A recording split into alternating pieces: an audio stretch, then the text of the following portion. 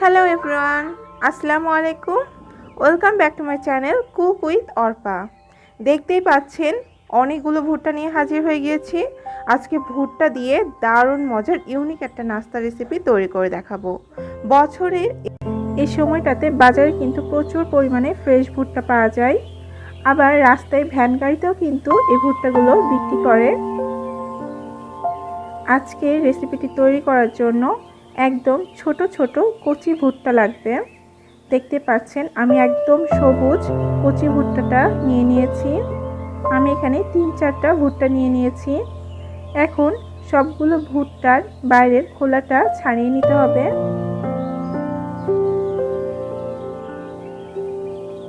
ভুট্টার খোলা ছাড়ানো কিন্তু অনেক সহজ এবং মজার একটি কাজ। আমি সবগুলো ভুট্টার খোলা ছাড়িয়ে নেব।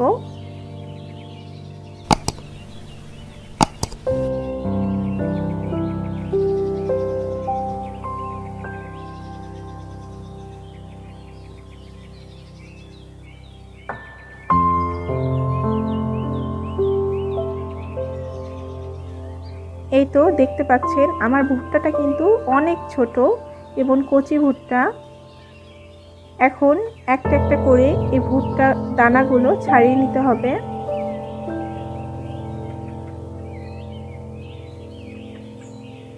আমি আপনাদেরকে কাছ থেকে দেখিয়ে দিচ্ছি, ভুট্টাগুলো চাপ দিলে কিন্তু গলে যাচ্ছে।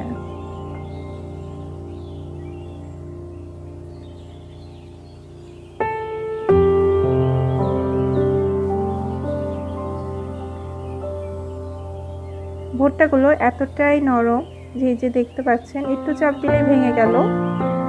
ঠিক এইরকম ভুট্টাই লাগবে। এখানে আমি সবগুলো ভুট্টা ছাড়িয়ে নিয়েছি। এখন এই ভুট্টাগুলোকে আমি ব্লেন্ডারে ব্লেন্ড করে নেব। এই তো আমি ব্লেন্ডারে ব্লেন্ড করে নিয়েছি। আপনারা চাইলে শিলপাটায় বেটে নিতে পারেন। এখন এখানে হাফ কাপ পেঁয়াজ কুচি দিয়ে দিচ্ছি।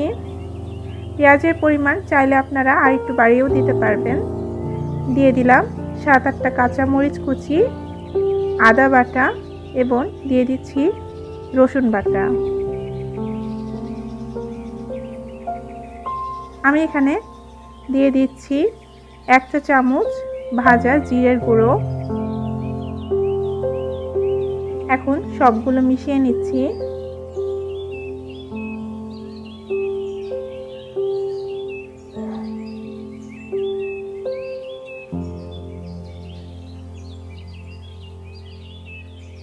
দিয়ে দিচ্ছি 1 চা চামচ সরিষার তেল।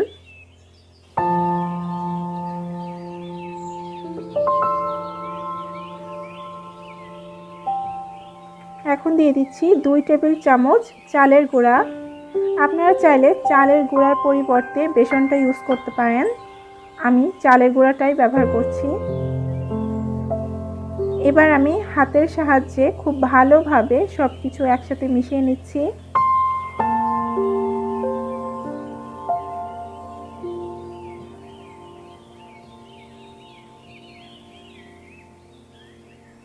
এখন আমি এখানে দিয়ে দিচ্ছি স্বাদ অনুযায়ী লবণ, হাফ চা চামচ হলুদ গুঁড়ো।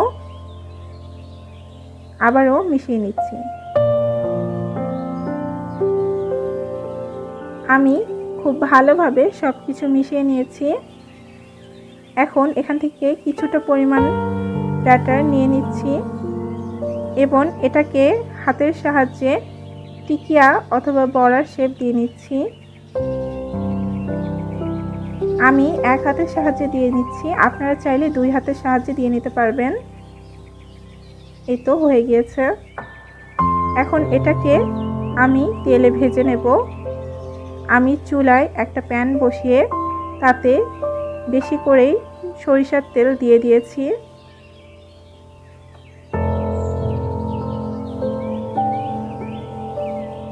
তেলটা যখন কিছুটা গরম হয়ে আসবে তখন আমি এক এক করে বড়াগুলো দিয়ে দিচ্ছি।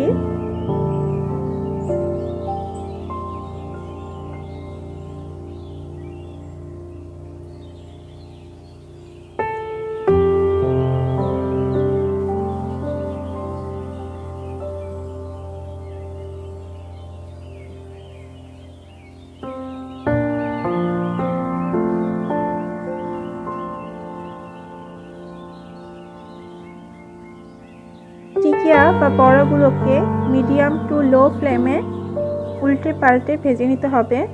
যখন একটা সাইড কিছুটা ব্রাউন হয়ে আসবে তখন আমি এগুলোকে উল্টে দিচ্ছি এবং অপর সাইডটাও ব্রাউন হয়ে আসা পর্যন্ত অপেক্ষা করছি।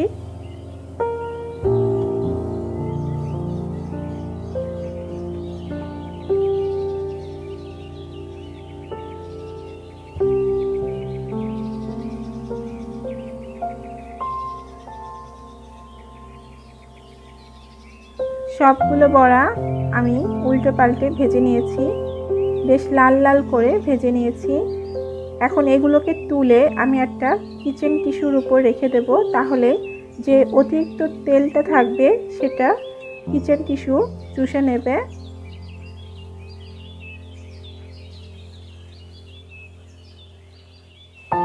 একইভাবে আমি বাকি টিকিয়াগুলো ভেজে নিচ্ছি। এক এক করে সবগুলো টিকিয়া আমি ভেজে নেব।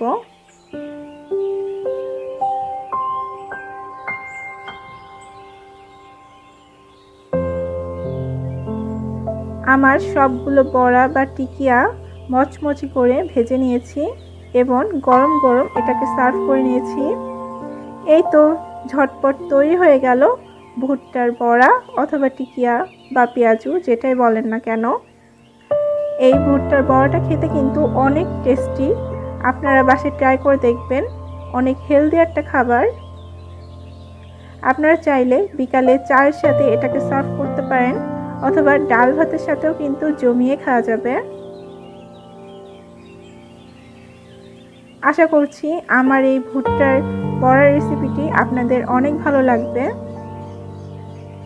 আমি ভেঙে দেখাচ্ছি।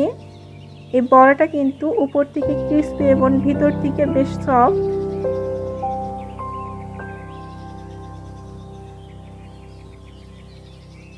আপনারা না বানিয়ে খেলে বুঝতে পারবেন না এই বড়াগুলো কতটা সুস্বাদু। আশা করছি আমার আজকের রেসিপিটি আপনাদের সবার কাছে ভালো লেগেছে। সবাই ভালো থাকবেন। আল্লাহ হাফেজ।